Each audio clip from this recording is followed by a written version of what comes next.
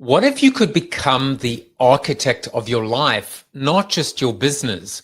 On today's episode of The Entrepreneur's Journey, I sit down with Scott Rusnak, executive coach, EOS implementer, Olympic team advisor, and author of the Entrepreneur's Field Guide. Scott doesn't just coach leaders, he lives it, longboarding, heli skiing, and traveling the world.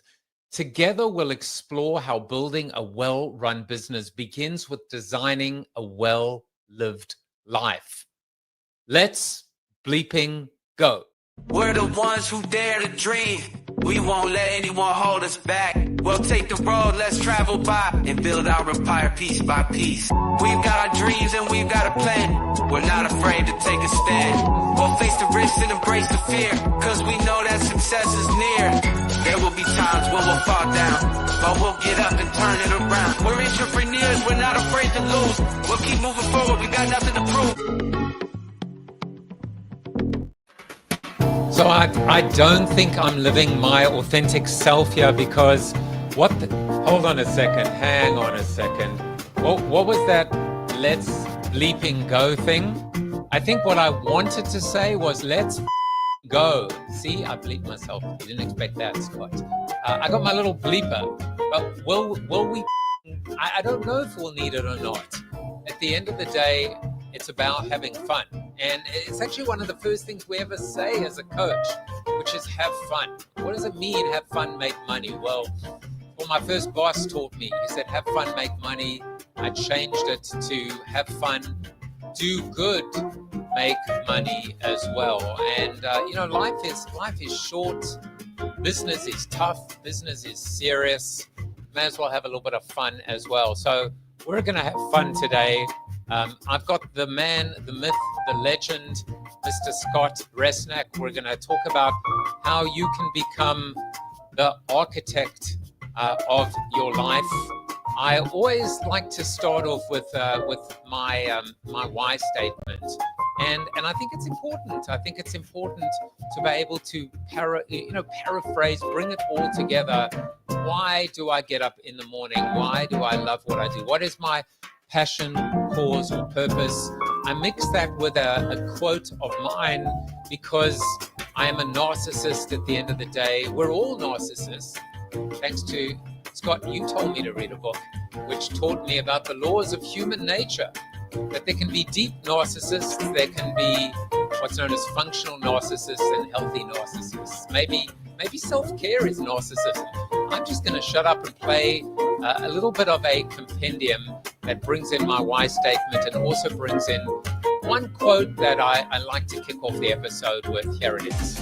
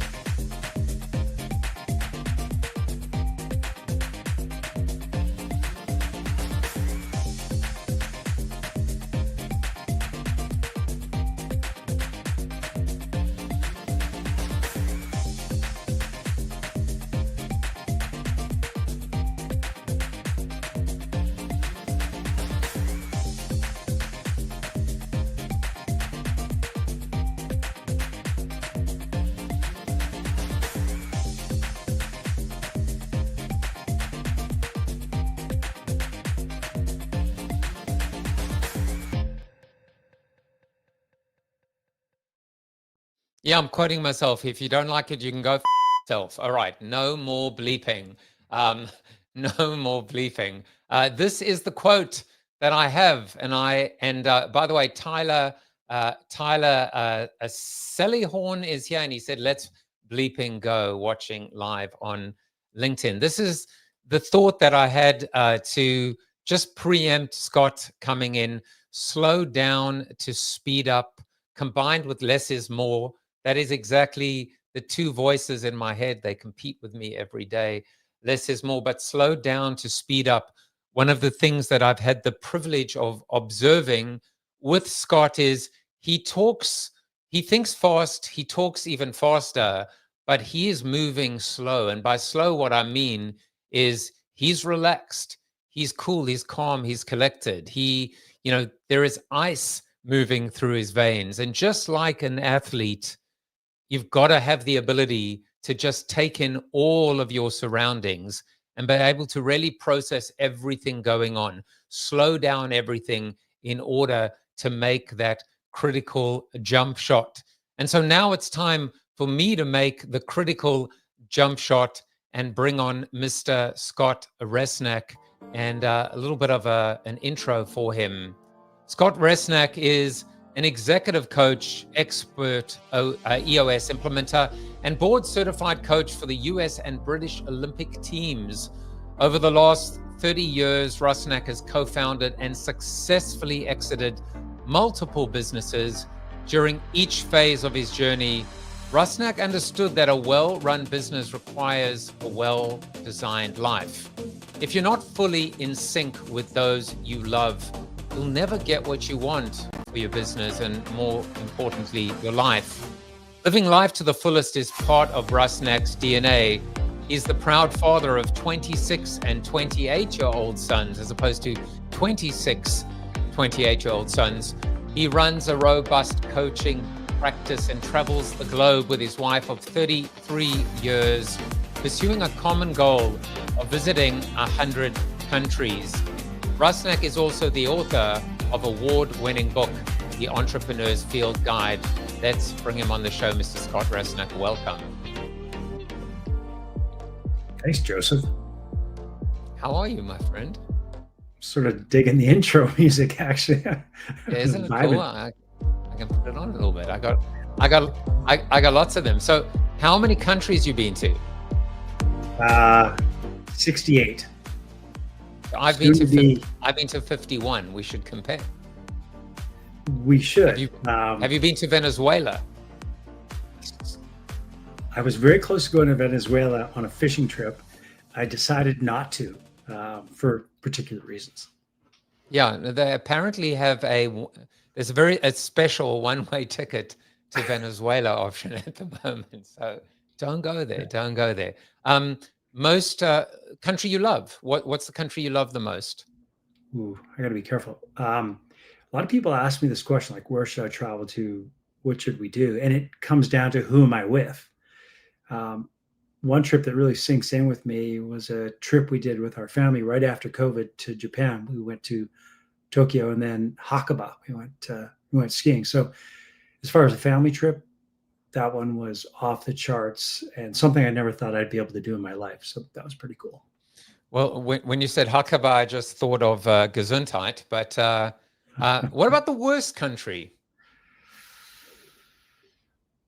How about if we just go to the scariest country? Okay, scariest country. I was about to go to the Ukraine when we were in Eastern Europe. And my father was from Ukraine. And my wife wisely said to me, as much as I'm doing some help through World Health Kitchen, we're donating, we're doing some things. She's like, you're not going. That's a little scary. And I was this close, Joseph. And I realized the biggest impact I could have was not to go there, but to help other people. So let's just call it the scariest country I almost went to. Well, and assume that was in the last few years. About when everything started to go down. Yeah. So.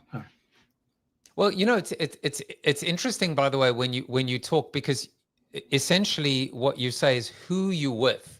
Is a huge factor. And obviously the other factor is the experience you have, because you could probably be in a very safe, in a country that normally people would say is boring, but have a bad experience, and that shapes. So I think there's an interesting lesson, right? We think about leadership teams, we think about organizations, the people that you have on your team, the people that you have in your company, and ultimately your interactions shapes whether you love your job or not, or whether you want to stick around, and ultimately results. How's Well, that you for a know, little connection? it's a fantastic connection. You know that I really believe in the fact that those you surround yourself with is really the driving force of your life, and you become who you surround yourself with to a certain degree as well. We're all individuals, but those people really help shape your future. So you got to spend the right time with the right people. Well, Mr. Scott Rusnak, let me tell you, I am afraid to spend any time with you because you're a bit of a daredevil. And one of the things, look, this show is called The Entrepreneur's Journey. Joseph Campbell spoke about the hero's journey. And I think as entrepreneurs, we're all heroes of our own journey. So one of the things I've done is with my incredible assistant that goes by the initials A and I like to turn each one of my guests into a superhero. And so I figured you would be Daredevil. So there you are as Daredevil. I think Daredevil was blind, but anyway, you can Wow. see. I'll take it. Yeah, I've learned one thing about AI, which is AI cannot make ugly people look good. You look good. So therefore you are not ugly. Joseph, thanks. I'm gonna send a link to this show to my mother. I don't think she knows how to turn on her computer, but if I can get her to that point, or perhaps when I see her in Canada at the end of October, we'll get her.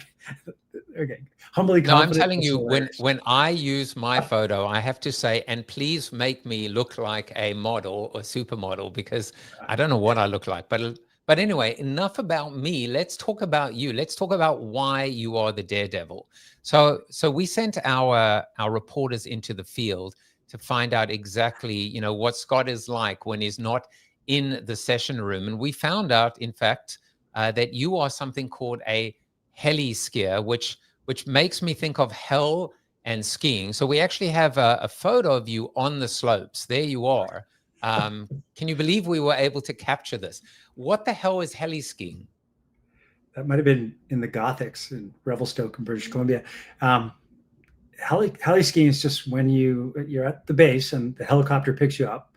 They drop you at the top of the summit and they say, okay, here's about the zone we're going to go through, and usually you're with 5 or 6 really good amigos, and you get to the bottom in one piece with your avalanche pack, and off you go. So yeah, heli skiing is an absolute blast.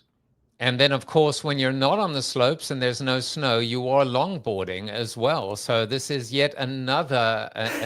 Like, is there anything that you don't do? I know you surf as well.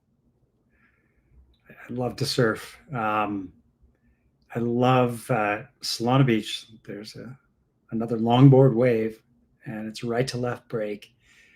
And if timed properly with the right friends, there we go, with the right friends, it almost feels like you're standing on top of that wave for about 10 minutes. I think it's only 3 minutes, but it is probably the most exhilarating thing in the world next to heli skiing. So let's talk a little bit about thrill and rush and danger and energy, etc. How do you bring that energy, that love, that taste into a session room, in a sense? To how do you find the contrast in a way, or are the two completely like diametrically opposed?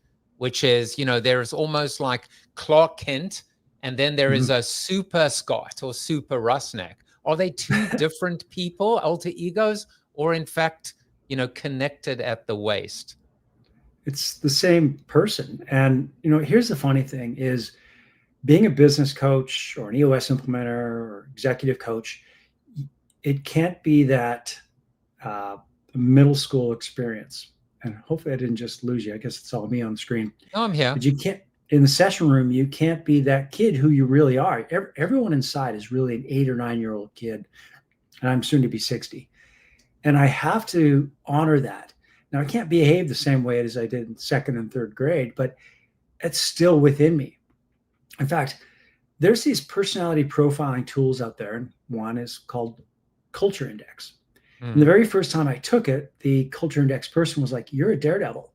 You're actually not suited to be an EOS coach because you've got these rules and these tools, and here's the way you should run it. And I said, Well, you're completely wrong, because within the culture index framework, I'm called a daredevil. And so this person and I got into and I don't like arguments because nobody really wins. I just said, look, EOS is a fantastic set of tools. And the people that implement themselves, they're taking a 747 from LA to New York, and they're going to get there. But in my EOS practice, and I'll shout out to John Haney, the fighter pilot that I'm great friends with, or Scotty Roberts, who flies his own plane, I'm somewhere in between. I'm going to take those EOS tools and those lessons and bring that energy into the session room because they're here to serve you. So I'm going to make sure your plane takes off and gets there. And it might need to go off course. We might have a pit stop, but I'm going to be the coach that's not afraid to lean in and poke you in the nose from time to time to make sure we're really taking advantage of everything. And I don't think that's being a daredevil. I think that's just me being me. Well, I think the idea of risk, right? Risk is relative. You can take a calculated risk, right? What's risky to me may not be risky to you. And and then if we want to bring it full circle, I think it was Drucker that said that defending the past is far riskier than creating the future. So, the risk of not doing anything arguably is much more riskier than taking the chance and entering the danger. Well, shameless plug. You and I were talking earlier. My book got ripped off about a year ago. I was on a promotions company that had lots of 5-star reviews. It was taking off on Amazon, and then there was a bad actor within the company. And they're like, "Hey, we could do this with your book." I thought it'd be a great idea. I took a big risk, and they stole the book. They stole the copyright. I was mad for a little bit, but instead I said, "You know what? I'm going to take a risk. I'm going to re-record it. I'm going to redo the book." It's been an absolute blast because the risk reward for that took me down about 10 notches, but now I'm back up. And I find that as entrepreneurs, too often, if you look at the risk as just one mountain to climb, that's a problem. There's hundreds of mountains to climb. So you got to stay on that risk reward journey. So long story, and I've got many more, but you've got to have the right amount of risk in your life to really get there. It would be great if we were just able to promote the book somehow, right? I mean, if only we were. Somebody bought it today, so I got 1 rating. What a day! We'll get back. let me give you something extra as well, which is today's episode is sponsored by, look in the top right-hand corner over there. Who is the architect of your life? Scott Rusnak, New York Times best-selling. An Audible best-selling book for 2025, 26, 27. I'm manifesting it. I appreciate it. The last one did good, so I'm really confident and excited about this bunch of talks coming up. But the one thing I'll go back to, Joseph, with risk reward is most everyone you meet has got these great intentions, and they're going to be in the same place next year as they are right now. They're afraid to execute. And for me, the risk is not executing. So that's interesting, right? Intentions, right? So I suppose intentions are a dime a dozen, right? Like what is it? A plan? What's that thing that says that says a goal without a plan is a wish? Yeah. So and then there's intention. It's good, and then even deeper, well-laid plan is fine, but a plan that is executed with discipline, accountability, and pushed through to such a length that failure is not an option is the way it goes. And by the way, we're going to fail along the way, but you've got to execute on that plan and really hold that vision, and then it usually comes together. So Scott, this is called the Entrepreneur's Journey, and I'd love for you to take us through your entrepreneurial journey. Go back, and close your eyes. I want you to meditate. I know you do meditate. Okay, don't close your eyes, but I want you to tell us your unique story and perhaps just isolate 1 or 2 or even 3 moments that when you actually recognize it now, maybe you did at the time, have proved to be incredibly powerful, pivotal, and influential in terms of shaping who you are today. This one sticks with me, since the age of 10, 11. I grew up in a little town called St. Albert, Alberta, Canada. And in the wintertime, you'd get -20 and good snowstorms, whatnot. And I wanted to have enough pocket change so I could go see the Edmonton Oilers play hockey.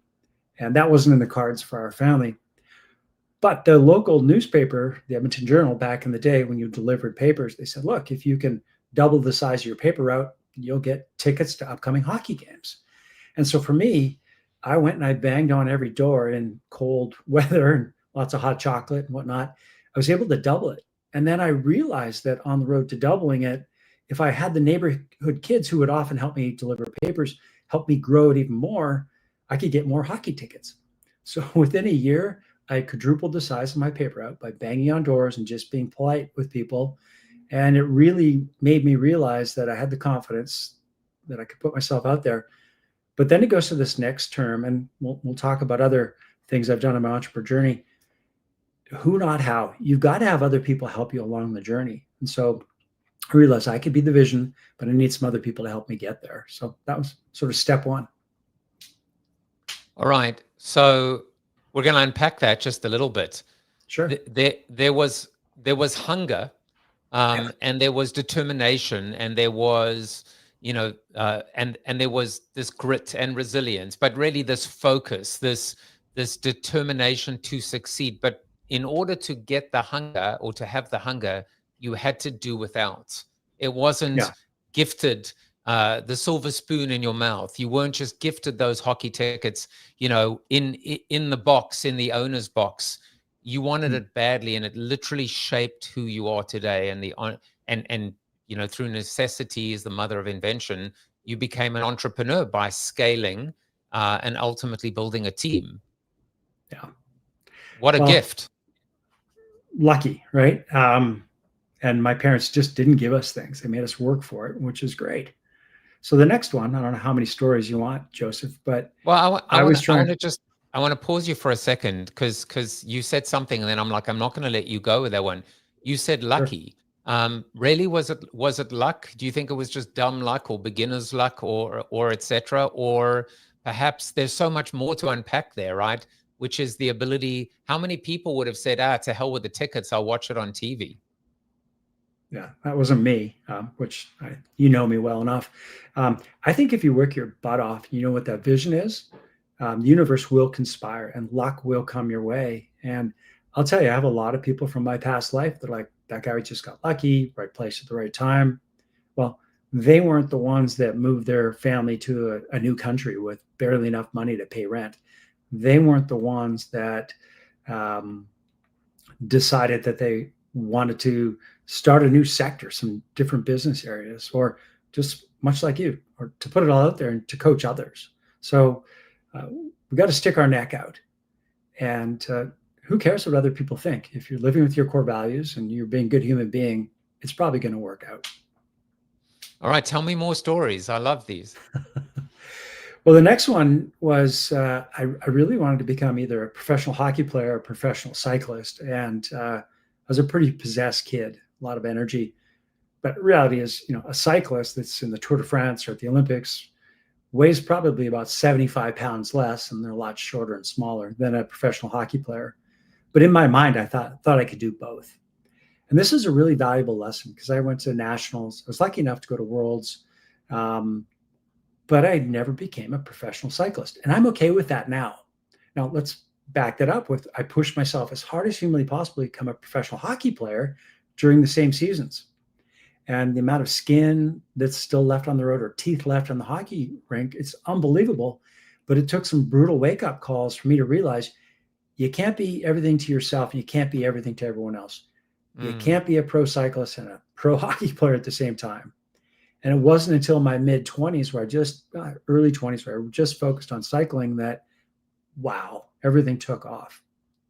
And I apply that same to the software businesses I sold and grew. You got to focus on one thing to really get there.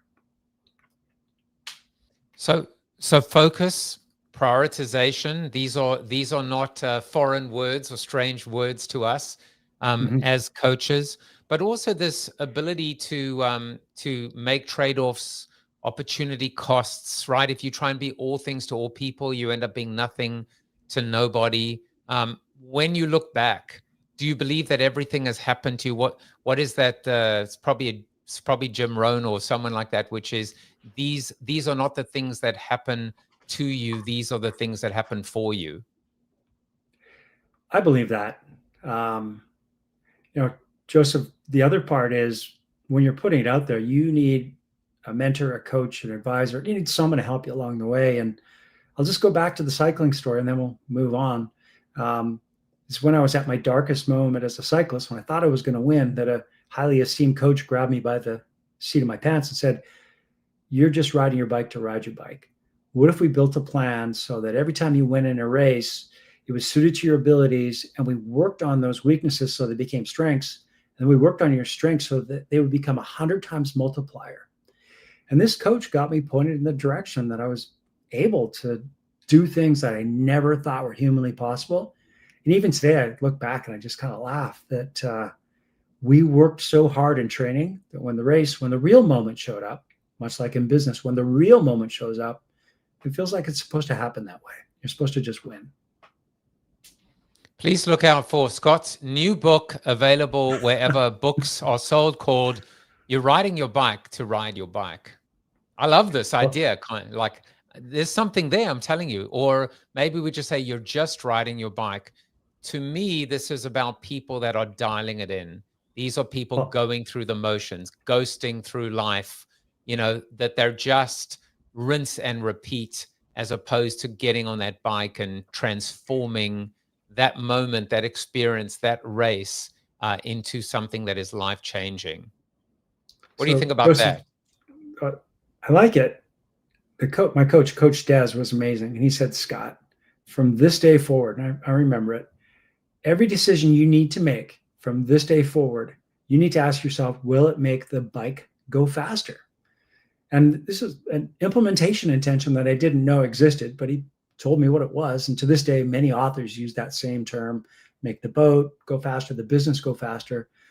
But that guy taught me a lesson. I'm going to go out for beers with my friends or go to a club or go to some kind of party. No, I pretty much broke up with all of my friends when I was growing up because I was so possessed on becoming an athlete. And I still had one or two pretty tight amigos that were focused as well. But will it make the bike go faster?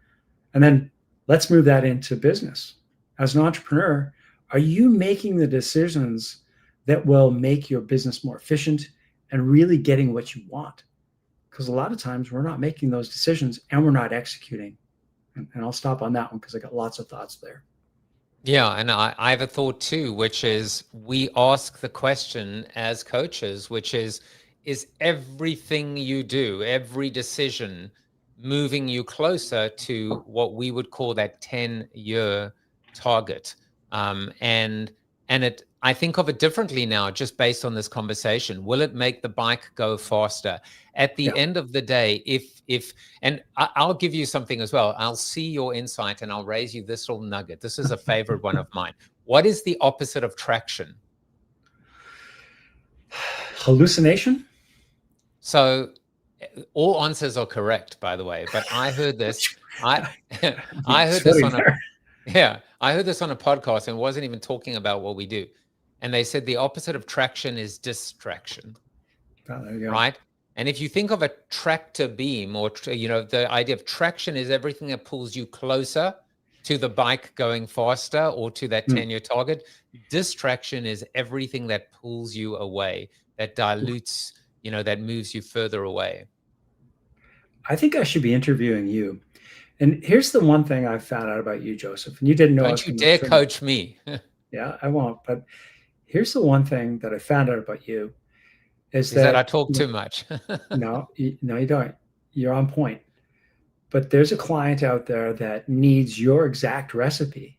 There's a client that I've got many clients that like my recipe. God bless their souls. But your approach is so unique. You're so creative. The things you've done in the marketing world are world class. And there have been people on this show that are multi-million-dollar bestsellers. And so those are the kind of people that realize that this is the coach for me. So that's the next lesson for me is I was lucky enough to stumble into a mentor named Mike Mueller, who poked me in the nose so hard that the lesson for me was get your shit together. I beat you to the beat button. But what you're doing, you're being perceived in the wrong light. So you better be doing things when you're in a certain arena to be perceived the right way. Be true to yourself, but make sure that perception is reality. Which, by the way, marketing 101 is perception is reality. No, I wasn't It's just, reaching for the bleep button. I was reaching for the air horn. I just got a testimonial from Scott Rusnak. I'm taking that all. No, let's go back to that again, because this idea of being authentic, right? Everyone is out to be their authentic self. And what you're saying, and it's subtle, but it's very powerful, is are you being perceived as you should be perceived? Are you being perceived authentically? It's not just about us. We can try and be our authentic self, but are we being received authentically? That flips everything on its head. I was never a YPO member, but I have so many friends who have been in YPO and are still in there. I've been lucky enough to been invited to some of their, heli skiing and mountain biking retreats and all the rest. And I was talking about this concept with the 5 or 6 guys on this one mountain bike trip, and they kind of stopped and they looked at each other and like, you're right. We've removed people from our forum because what they were doing and what they were delivering was not how we want to be labeled or perceived. And these guys have only got one personality. But if it takes you so far away and it becomes a distraction and it takes you down the wrong road, you've sometimes got to break up with people or break up with your habits, because there's only one you. And you better make sure that that right you shows up at that one point in time. So shout out to those 5 great friends, and one especially, Scotty Roberts, who runs Roberts Resorts. Great friend, and someone who's not afraid to poke me in the nose, and I love poking him in the nose as well. It's better than getting a kick in the where. So Shelby Marshall is on LinkedIn and says, loves the bike go fast advice. So many distractions in business, so hard to choose and determine priorities in the real world. You can comment on any of them, because I've also got David Libby on Twitter who said, interesting. Makes me think of the differences between hallucinations, illusions, delusions, etc. Distinctions with a difference. So let's go back to Shelby for a second, and then we're going to go to David. So just to Shelby, then I want to challenge Shelby and ask her, is there something you should be doing to make your business more efficient in the next week? Or I'll flip this one on my head. I had a pretty deep conversation with my wife last night. I don't like crowded events. I don't like networking. I don't like any of that. In fact, my son is in the concert business, and it just scares the crap out of me to do those things. But every once in a while, you've got to look at the one you love and say, hey, look, what do we have coming up? And it's my 35th wedding anniversary. Oops. I just said to Di, like, what do you want to do? And she's like, I'd really like to go see this show in this group. And she could just see the look on my face. I'm like, oh. So you know what?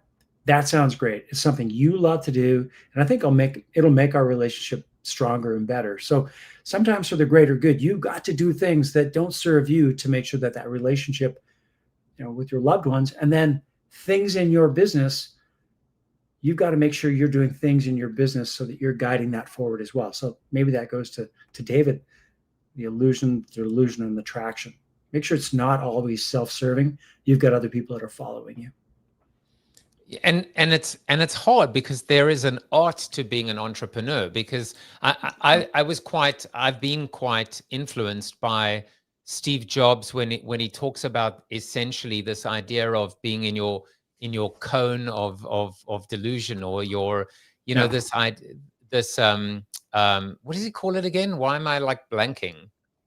Yeah, we know where you're going, but it's this delusion, and we'll come back to it because it'll come to my head as well. It's so weird. It just went out of my head. But this idea that 50% of the time, the way my advice to founders is 50% of the time, you've got to actually like ignore everything that people tell you, but smile politely and nod and acknowledge them. But the other 50% of the time, you have to do exactly what they say as they say it, literally, dotted I by dotted I. The art is knowing when to take the advice and when not to. Otherwise, it would be easy and everyone would be a billionaire. Let's go there, because free advice is only as good as what you paid for it. But if it's advice from someone else on your leadership team, another coach you work with, Joseph and I work in the same community, I would take Joseph's advice because I know it's well intentioned and he knows me. But some guy walking down the street that says, "Hey, you should be operating your business this way," I'm probably not going to take his advice unless it's Simon Sinek or our friend Gino or, gosh, Josh Holtzman from LA. But if that guy walking down the street is like, "There's a coyote chasing you and you better run," I'm going to listen. So you got to be really careful on who you take the advice from. And they better know you as well. And they better know your why. Why are you doing this? So go down that road if you want. Okay, I will. I'll take the bait. By the way, it's reality distortion field. That's what exactly. It's back in. It's back in again. The idea of taking advice and knowing when to take advice, and being able to be aware, etc. We say always assume good intent, and I've soul searched over the last week or two, realizing sometimes we intend well, but we still basically, what we deliver is less than. It's not an excuse. It's not a crutch to always assume good intent. How do you deal with the voices in your head, Scott, that sometimes are going to pervert these good intentions and turn you away from the light? Well, so there's something I really believe in, and I call it Lone Ranger time, which means if you've got these thoughts in your head, you need to write them down, and then you need to go, and don't have to do it exactly like I do, but I go for a 2, 3, 4 hour mountain bike ride by myself, not on the road. And I start thinking about, okay, is this going to serve my best intention? Is this going to serve my why? Is this going to serve my clients? Is this going to serve my family? So the 5 most important people in my life, is it serving them? So I really try to pull back and think about that. But Joseph, I think if you're struggling with making the right decision, go back to your core values and then go back to your why. My why is to make sure that everyone I come in touch with leaves in a better place than I found them. Am I always true to that? Maybe sometimes no, but I do my best. That's the intent. Well, you just, this may be free advice, and unless you're sending me a bill for being on the show, or vice versa. But to me, the beautiful bridge is between Dunbar's law. See, I took in something, but the idea of the law of 5, recognizing that the 5 people that you've identified, you got to just eliminate all the shit. You've got to eliminate all the ambiguity. These are your 5. And at the end of the day, you've got to be able to protect and preserve, the sanctity, the purity of those 5. No noise, no kind of little voices. That combined with what we would call a clarity break, which is, if you're not sure, just go and take some time, protect your confidence, and find the answer within. So 5 plus 0, right? The 0 meaning inside you. Yeah, it's good. And I want people, people are watching this now or later, to ask themselves, who are the 5 most important people in their life? Are they here to serve you, or are you here to serve them? And for me, it's simple. It's my wife, my 2 kids, my mom, and my coach, my mentor, who's one person. So those are 5 people. And then you go deeper into this Dunbar's law. He basically said, who are the next 15? Those next 15 people, you might see them once a month, every 90 days, but they know your core values. They know you. And those people can give you fantastic advice because they're looking over your shoulder and they have your best interests in mind. So for me, those 2 inner circles become a big deal. And those can be in business and life. So for me, in my own personal life, I've got my 5 and I've got my 15 on my inner circles. And then I've also got that in business. I've got 5 people that in business guide me. And I've got about 15, 16 clients within those business rings. And if I stay true to Jamie Godwin at Stevens Lineweber, or Genesis Ortiz at Dutch Bros Coffee, to my core values and what we're really trying to do, Joseph, I don't fall off course. It just stays right on track. I'll put a little bow on top of that. it's almost like Ikigai. It's Icky Scott. It's Icky Scott. It's Icky Rusnak.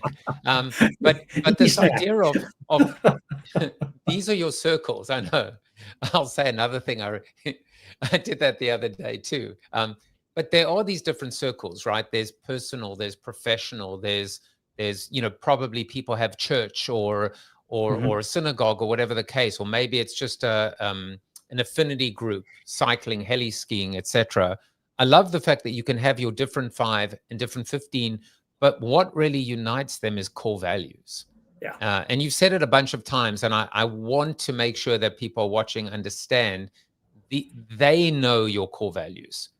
Yeah. So it's, again, When one thing if you know your core values, but they know, they need to know. And if they don't, shame on you for not being able to communicate or deliver those core values. Well, let's go to the meat of it. Um, Joseph, you and I share very similar core values. Number one, and this one, I'll just be brutally honest. Patrick Lincioni is a friend of ours. Vulnerability-based trust is everyone, and I've got to get vulnerable with myself. So that core value is humbly confident. And I can tell you, as the 31-year-old kid who moved from Canada to the States to start a software company, wasn't very humble. It was a lot of ego and a lot of drive. And this is about me. And I'm going to get this thing across the line. And it wasn't until I got pulled back pretty abruptly by my mentor and some other influential people in my life. They're like, dude, you're not coming across the right way. Uh, maybe take off your halo and you can start beeping this one. Your shit does stink. So humbly confident is incredibly important.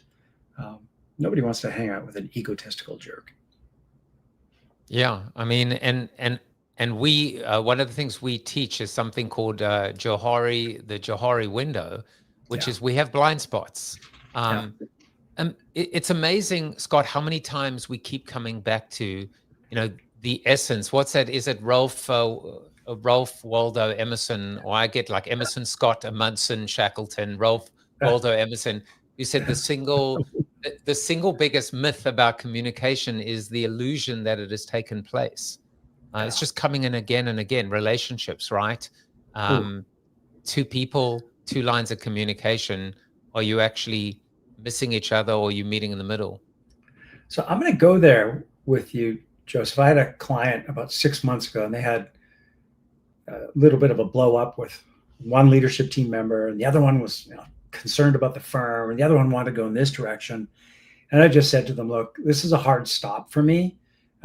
What we try to do is get you to achieve your vision, working with discipline and accountability. But the hardest part is this healthy piece. So as coaches, we come in the room and we're trying to pull out all that wisdom and all the rest, but we've got to be healthy and got to be on the same page.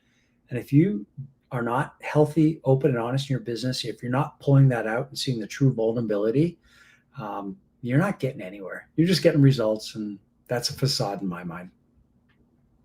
You're just riding the bike, but the bike's not necessarily going faster, nor is it even heading in the right direction or taking you to your destination.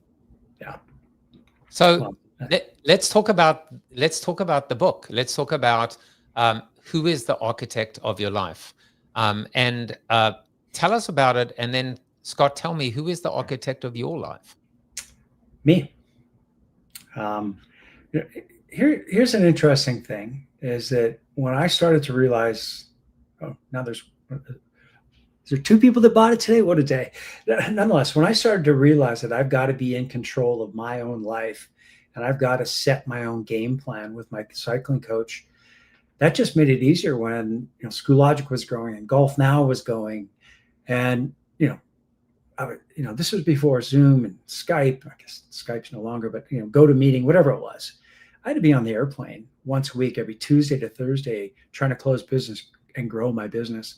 But I would tell my clients, my employees, my friends that Friday at 11 a.m., I'm done. Don't call me, leave me alone. That's for the 5 most important people in my life. And when Saturday came around, it was for my kids, and they were, there as well. And then it became the outside family. So not only could I work my butt off as hard as humanly possible, but I had time for other people, time for other passions. And so when I started to realize that I was in control of all that and the business wasn't going to fall apart, just all kinds of crazy, wonderful things started to happen for me. There is a line from Hamilton, and it says,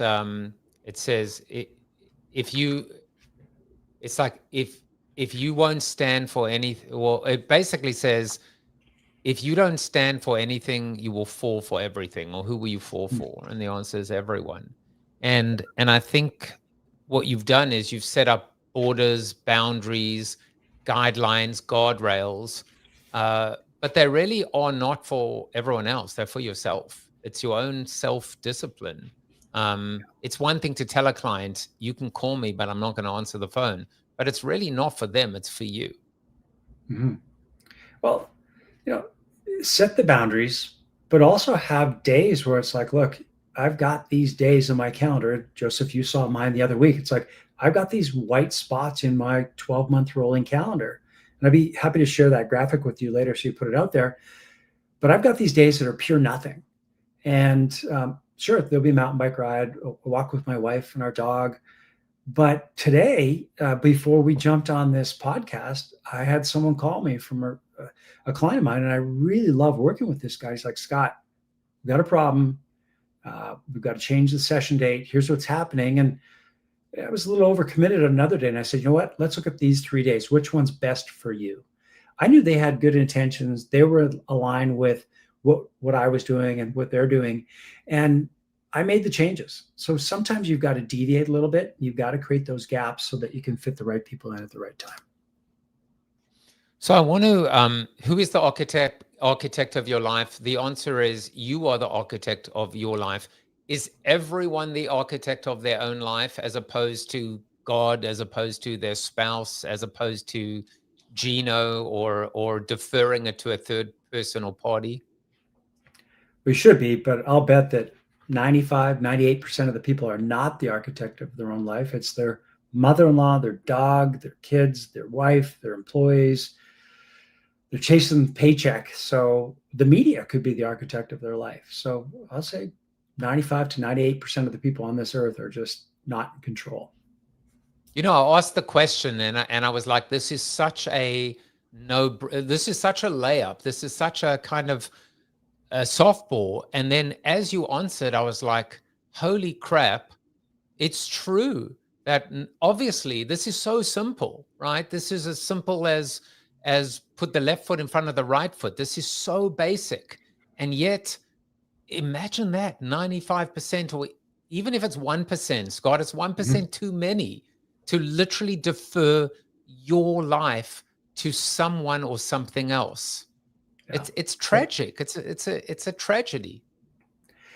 Funny enough, I thought I had all my notifications off, Joseph, and we'll have a laugh on this. I just had a friend, I thought my texting was off. He's like, hey, I noticed this on Twitter. Did you break up with me? So I'm going to need to text him after and say, absolutely not. That's on me. Let's find some time in the next short while so we can hang out again. So look, become the architect, set the boundaries, but also own the fact that maybe you haven't been in contact with the most important people in your life. So if you don't mind, I want everyone that's watching this to ask themselves, how much time do they have to spend with the most important people in their lives?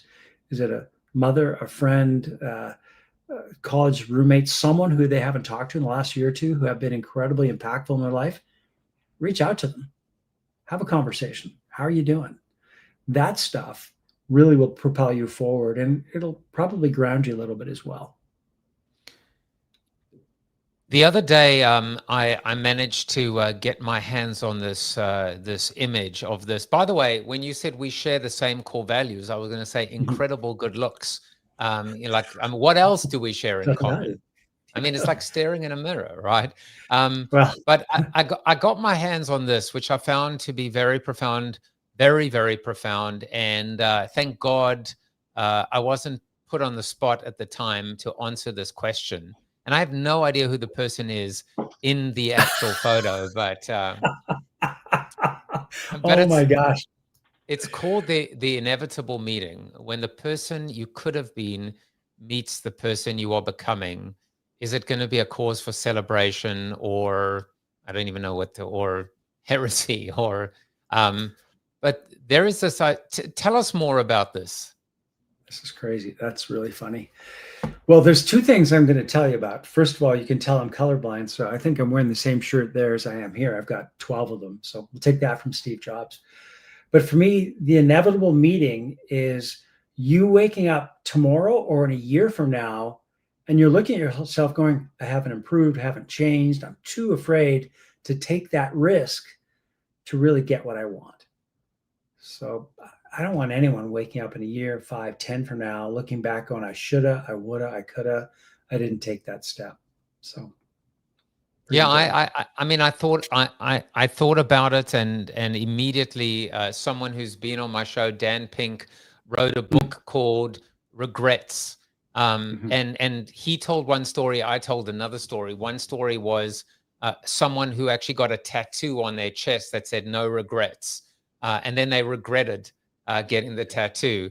The story I know is someone who had that done, but they misspelt it and it came out as no regrets. Which, by the way, is a good story, I think.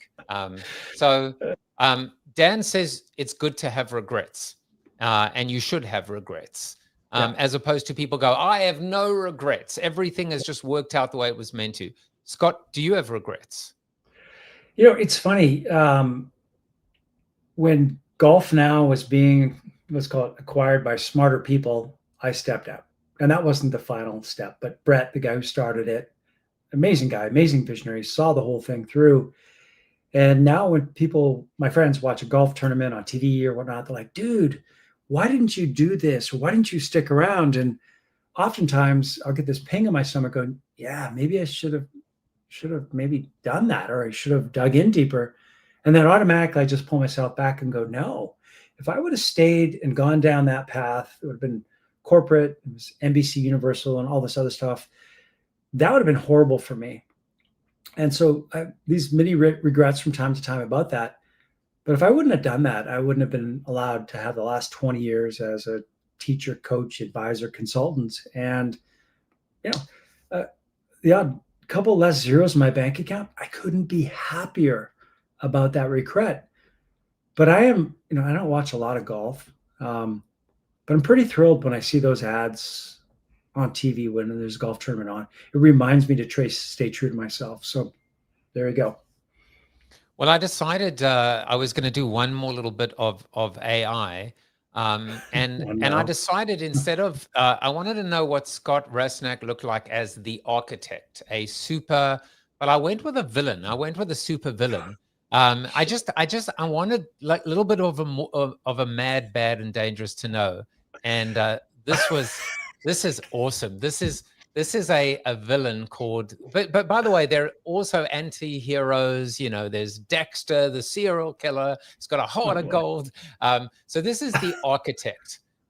So, you know, I don't know how you feel about like that. There's got to be a little bit of an edge to you, Scott. There's got to be a little bit of a dark side. Thankfully, we're out of time, so you don't have to go into it. But how do you feel about the architect versus the daredevil? Which one speaks to you more? I think that this is not a lame answer, but I think the best architects have got an incredible vision. And if they're not being a little bit daring with their design, then it's just going to be another ho-hum boring building. And I don't want my clients or my life to just be another ho-hum boring thing.